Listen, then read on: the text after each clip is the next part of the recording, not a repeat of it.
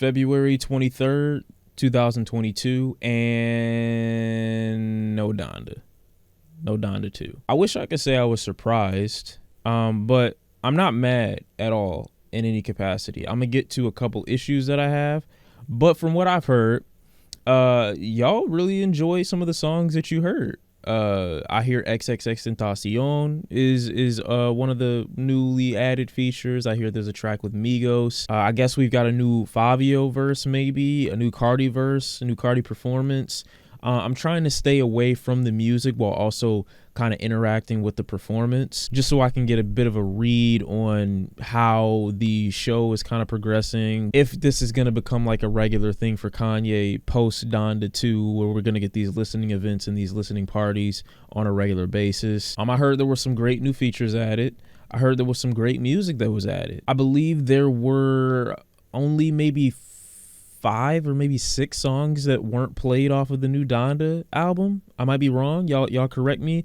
There's only so much information that I can gather while also trying to stay away from the new material that's coming out, because I do want to experience it for myself firsthand in as best quality as I possibly can. And I don't feel like I'll be able to do that if I'm watching the clips through stream or, getting it through stem player, unfortunately. And we'll talk about that little nipple player as well. For some reason, the live performance breaks into a section where Kanye is performing old material from Donda, which wouldn't be a problem if it were performed well. This is music that has already been released, songs that we've already heard in their highest quality possible, and I'm hearing that the sound is awful. Kanye is vocally, he's off. I remember at one point he was trying to sing, and then his sound from the song comes in and interrupts him. He gets visibly frustrated, throws his microphone. I understand why he's mad. I'm not gonna act like that wouldn't be incredibly frustrating, but I'm surprised with everything that Kanye has, being a complete fucking billionaire, doing this however many times already. I'm really surprised that, given how successful the first series of this live experience was with Donda, how this just shits all over that, basically. I don't know if it's the sound engineers in Miami. I don't know if y'all not experienced enough. I'm no hate. I'm just saying, that team is gonna get fucked, basically. Jesus is gonna beat the shit out y'all. From what I heard, they've already doxed the guy who was halfway responsible for some of the sound. Kanye, during his performance, apparently was yelling at people in the back. I think he was absent from a part of his performance as well while he was trying to go in the back and check on things.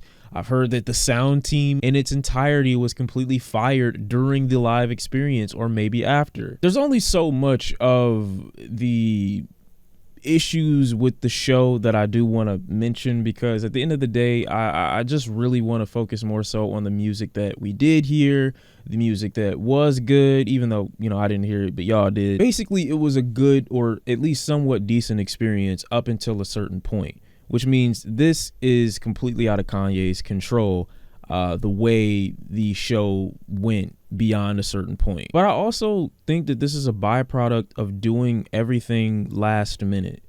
We don't need Donda to come out February 22nd, or didn't need it to come out on that date. Kanye is the one who said it would be coming out on that date, and his audience knows him well enough to know there's no way he's keeping to that release schedule. Not because he can't complete an album within that time, which is slightly unreasonable to make sure everything is completely perfect. But this happened before with the Donda experience. There had to be X amount of listening parties until we got to a certain point of slight satisfaction with what the people had heard and what Kanye was putting out before it actually came out for public consumption beyond listening parties. And I feel the same thing is going to end up happening with Donda 2. We're not going to get it until you've had X amount of listening parties, until it's performed the way Kanye deems most satisfactory, until we get the entire album performed all at once. I don't feel like a Donda 2 true experience is ever a true experience unless you perform the whole album and only that album. Not saying that I don't like Donda, the first one, but why are we performing that one when the main event is you performing this newly released music? Speaking of newly released music, I have to talk about this stem player. People bought this Kanye West stem player in order to stream his album when they believed it was going to come out. Kanye made an Instagram post saying this album would be released the 22nd. Now, usually when Kanye is not keeping to a release date, or an artist doesn't keep to a release date, I'm fine with that.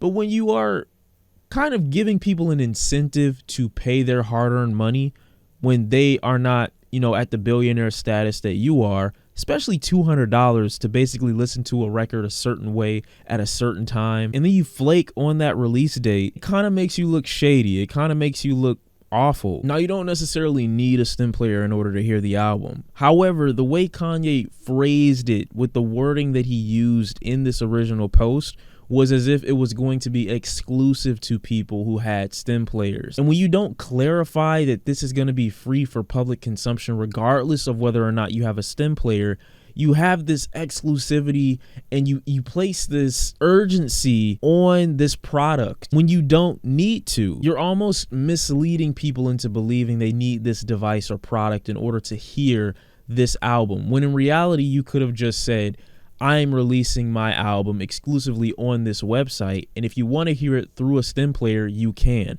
But that's not the way he said that. On top of the way he didn't say that, it didn't release on the day that he said it would. So there are probably millions of people, if not a couple 100,000 maybe. I don't really see people who have lives and a good understanding of their own money dropping $200 just to hear an album that they've never heard before. I would never do that. I hope a lot of y'all didn't do that either. Moving along from that, I just don't know why Kanye can't just give himself a reasonable time frame to complete a record. I'm not saying he has to give anyone a date, because no one asked. I didn't want him to drop an album February 22nd, and the announcement for that record was literally a fucking month before it. But I don't think there's anything wrong with completing a record, teasing music in your own time, and then releasing it when it's ready to drop. I'm hearing from a lot of the people who watched the live stream with the new music included, and some people who even attended the show, that some of the music still felt like it was in its prototype stage, which is disappointing to hear, because I don't know what that means for future rollouts. I don't know if this is becoming Kanye West's new standard. I mean, niggas really dropped $200 to hear demos, and I'm hearing tons of people come up with all these weird excuses like, no, as a Kanye fan, you should be bothered if you dropped money for a device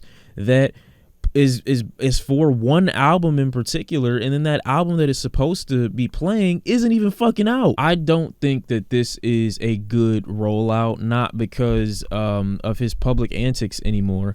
This isn't a good rollout because the process has not been perfected on Kanye's end to a point where he can do this without complication during his live shows, without complications during his release schedule, without complications during his recording process, because there's always something that isn't done right. These releases are just overly complicated for what seems to be no reason. If you wanted to, you could just host a live show and play the album in the background while you give a live performance. What's the problem with that? You can give people an experience once the fucking record is finished. But until then, don't sell any fucking merchandise. Don't tell people to buy stem players for an album that won't release on the day that you say it will, masking it as if you're doing something revolutionary for artists when you can't even commit to the schedule that you've made. Like, at the end of the day, maybe it's best that Cudi wasn't on this shit. I'd be pissed if you messed up his vocals. Part 2 of Yeezus is out, and I still haven't watched the first one because I kind of want to watch them all, one after another. But part 2 of that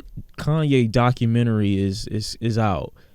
And I just can't imagine all the Kanye West fans, and I'm a fan too, don't get me wrong, but to a certain extent, I can imagine his fan base looking at the person Kanye West became over time versus the person who's doing what he's doing right now. Like, is that a weird thing for Kanye fans? I'm asking y'all, to see his rise, to see everything that made him become him, only to, I guess, have a parallel with the person that he is today. You get to see what he ultimately ended up becoming as you're watching him transition from that lowly success stage into megastar, into mogul, into revolutionary almost. You get to watch him turn into this. Is that sad? Is it confusing? And if it means that we don't have to compromise the integrity of a regular album release schedule where you get something on time, and if you buy something